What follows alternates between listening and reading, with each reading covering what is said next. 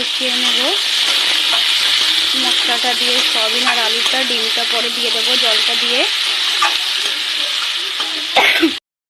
পরে এখন জলটা দিয়ে দেবো। পরে নেড়ে চেড়ে অল্প একটু হলুদ দিয়ে দেবো। এটা দেওয়া হয়ে গেছে, এখন নেড়ে দেবো। রান্না করতে গিয়ে কি অবস্থা হয়ে গেছে, সকালটাইতেই পুরো জামা ভিজে গেছে। প্রচণ্ড গরম পড়েছে আজ। তো জাল হচ্ছে এখন তরকারিটা, আমি এখন দিয়ে দেবো যাতে ভালো মতন জাল হয়ে মশলাটা ঢোকে করে। কারণ ডিমের পাঁচ সাইড দিয়ে আমি কেটে দিয়েছি একটু, যাতে মশলাটা ঢুকে যায়। আমার মুরগিগুলো ছেড়ে দিয়েছি আমি, ওই যে এখন খাচ্ছে ওরা।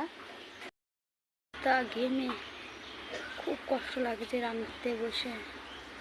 কে কিরকম করে ঘামো বলো। ফুটছে, আমি এখন চালটা ভালো করে ধুয়ে নেব। ভিজিয়ে রেখেছি, ভিজবে, তারপর আমি ভালো করে ধুয়ে নেব। অন্য কাজ করে আসি, চলো।